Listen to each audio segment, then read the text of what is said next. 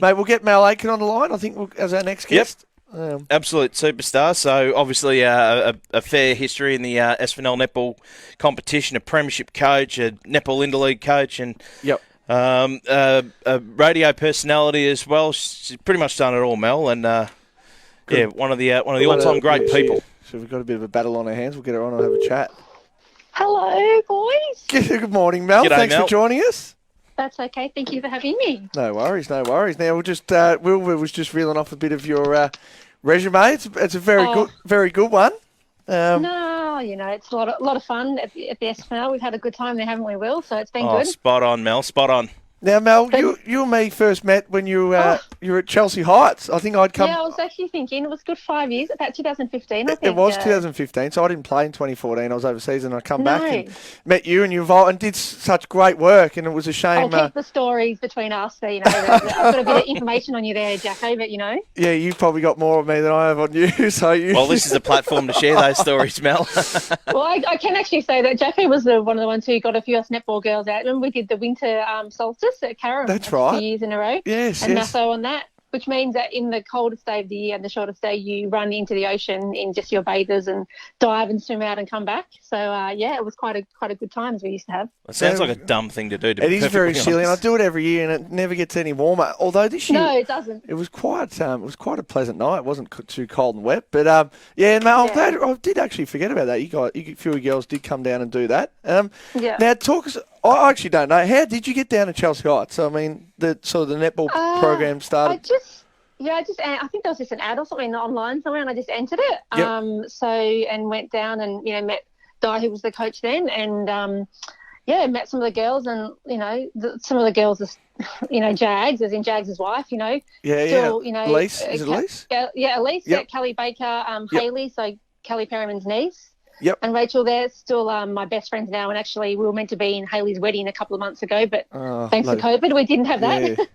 I got down there and met the girls, and such a great bunch of girls, and we just stuck it with them, and I'm still friends with a lot of them today, and we still chat quite a bit. So it was good just getting involved and just playing netball and getting involved in a community club again was really good. Awesome. And you did a great job down there as well. What were some of the highlights? I think for, in the league that we're in, trying to combine netball and football together, trying to grow them, because it's hard because we play on our own at Dingley, so we don't have that ability to play and then walk across the ground and watch the seniors play or whatever. So just trying to bring that together, that community vibe, and getting more females involved in the club as well. So that was really good. So I think that was something that we tried to do. And, we had a lot of social functions and a lot of fun on that, and just trying to, get everyone together was really good. No, it worked really well. And then off to Oakley District. You make the move there in 2017, is that right? Yeah, I went to Oakley, and they had already had a team the year before and did really well and made finals and just missed out. And they were just looking for a coach. I think probably more like you do with footy, you can't just do a team thing. You need to have someone just to guide people, I think, and make the decisions that aren't the best decisions sometimes, or for people. So I met the girls there, and obviously got to know Nicole Hill quite well. With Juzzie's wife. I was about to mention her. We've got a photo up of you and her with the Premiership Cup. She won in our grand final that year. She won Best Player on. A great leader. You can see, obviously, Juzzie learns from her. There's no question there, I hope Juzzie's watching, because that's spot on. Absolutely. I tell you what, the couple nights for our grand final, we were at their house and we had a bit of a get-together, and we wanted a few laughs. We played a few videos of Justin. And I tell you what, I've never laughed so much. The girls and I have never laughed so much in videos. Him just skydiving. I want to get footage of this. You've got to see the face expressions of Brew. We still talk about it this day. So got to another great bunch of girls there that I didn't know and I got to know, and we went through that year in 2017 and got to win the premiership for Division 7. So that was amazing as well. That's a huge achievement. I mean, not everyone gets to play in the premiership, but talk us through that thrill, and obviously the after party. I mean, we know the netball girls; they can party with the best of them. It was quite interesting because I was doing the radio that day. Because netball's divided into 3 different time slots for grand finals. So my team was lucky to play in the first time slot. So I literally played typical Melbourne weather, sunny, and then it was raining, it was storming.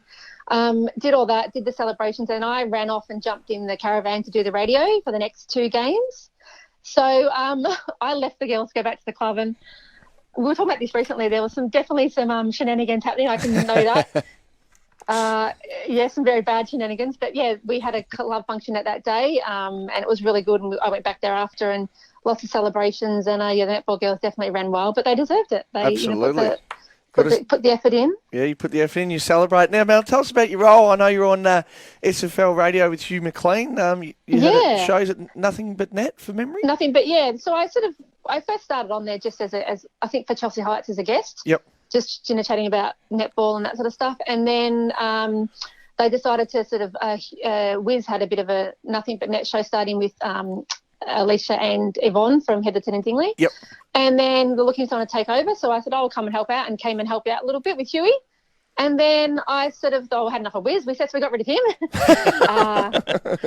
And Hugh and I just, took over Nothing But Net, and we did that for the 2 years, and it was really good. It was enjoyable. When we just got to, as you guys know, you get to meet so many different people. Yeah, it's awesome. And you get to chat people from clubs you didn't know, and you get to learn people's stories. And on Saturdays we were down there, and Huey and I were doing silly things and chatting to people, but just getting to know about people's stories, and it was really good. And the show is absolutely fantastic, and you got the nickname Media Mel, which stuck, and you and Huey had an absolutely wonderful rapport on that show. But it sort of extended, beyond the show as well. The two of you coached interleague together. We did, yeah. It was great. Huey and I we bounced off each other really well, and we listened to each other. We didn't, judge each other or take anything we did for granted or any advice. We both listened really well to each other. And, we had interleague, which we just missed it, but we had a great weekend away. It was a beautiful weekend with the girls as well. I can speak from experience. That was a wonderful weekend. I've heard there was a few sherbets tipped back on the bus home from board. Is that right? Oh, we were blotto on the bus back. There was 2 buses. There was the Behave. I was on the Behave bus, and there was the Not So Well Behaved, which I think you would have been on, Will. I started on the Behave bus, and then I got dragged kicking and screaming into the players' bus. Not exactly kicking and screaming. Yeah, so it was actually we were up in Bendy on the Friday night, and then at the board on the Saturday.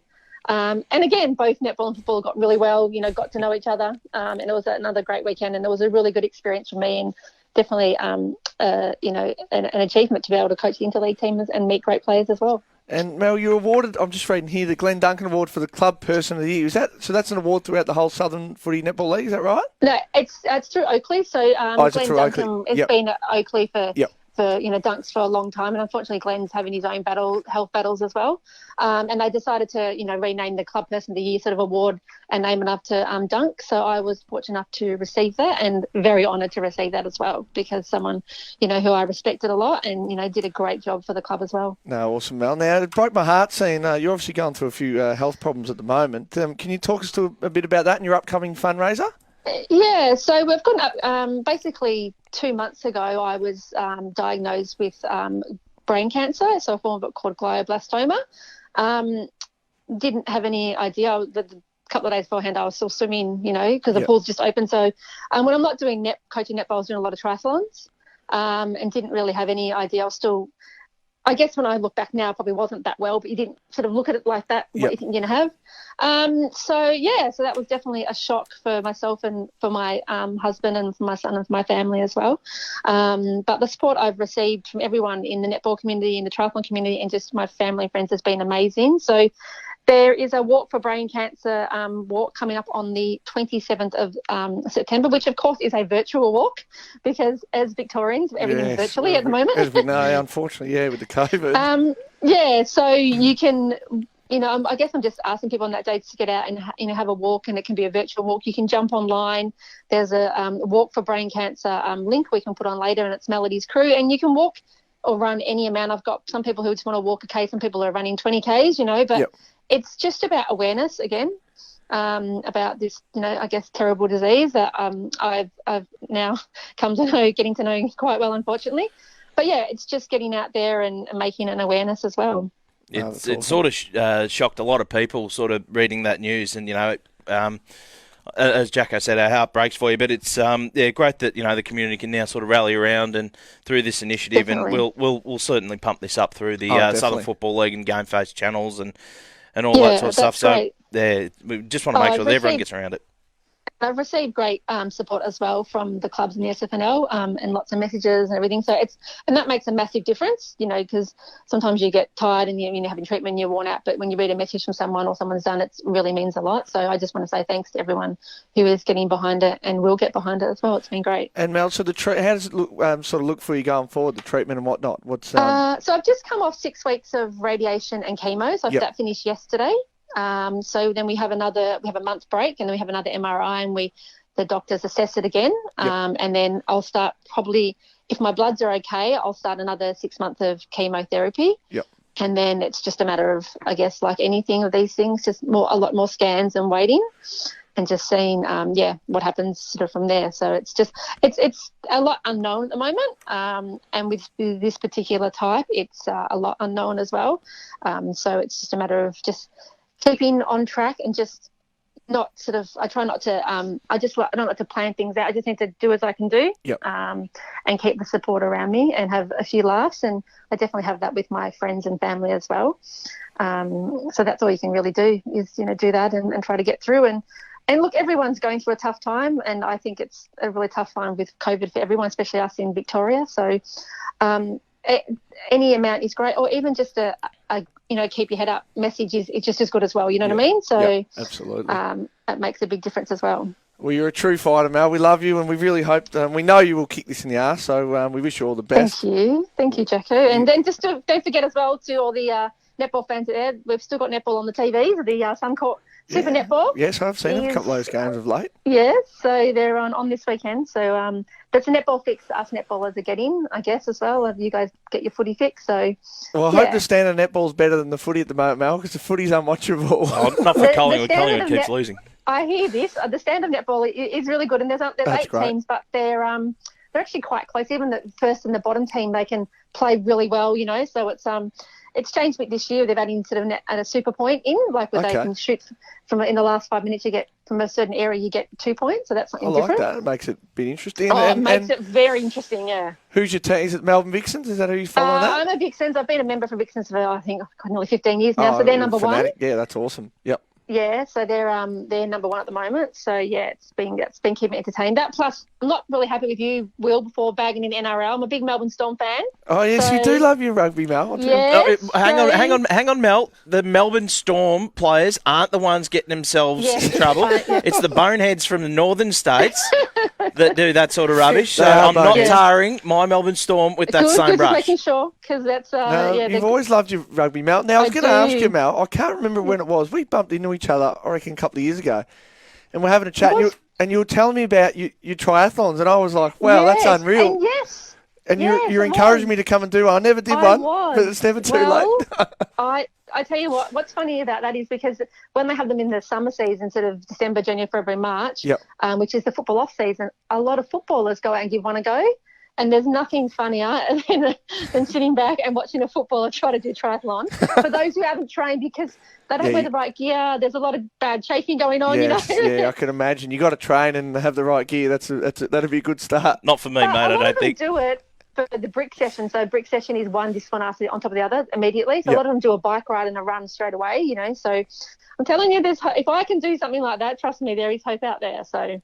No, it's awesome, Mel. Awesome, Mel. Any more from you, Wilbur? No, that's it. But the reason why she can do those triathlons, it's because she is superhuman. Yes. She's absolutely superhuman. She's as tough a lady as I've ever seen, and it's because of that I've got no doubt she's going to absolutely kick this cancer in the arse. Absolutely. So, well, Mel, that's lovely. Thank you. Thanks so much for joining us this morning. We'll give this a good plug up. We'll keep in touch. Yeah.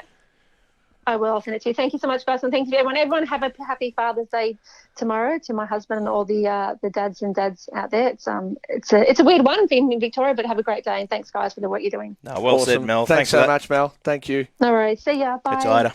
Mel Aitken there, she was fantastic. We could have chatted for a lot longer. She's awesome. Bloody oath. I've got to say, though, her positivity is absolutely inspiring. Absolutely inspiring. It is inspiring, and I've known Mel for about 5 years now, and you'll never meet someone. Whenever you see her, she's always happy, up and about. We'll have a chat with you. She's just awesome. So, have no doubt that she'll beat that. She'll be back doing triathlons in no time. Yep, bloody oath. Awesome, and we got a few words there from Hugh McLean that we might be able to post up. I know Hugh's a close friend of hers through the netball show, sure. so I won't read it out because it's quite long. But he's a beautiful writer too, Hughie McLean. Some fantastic words in there, and probably something I wouldn't be able to write up. I could maybe talk it, but not for sure. Grammar's not great. Now, mate, moving on.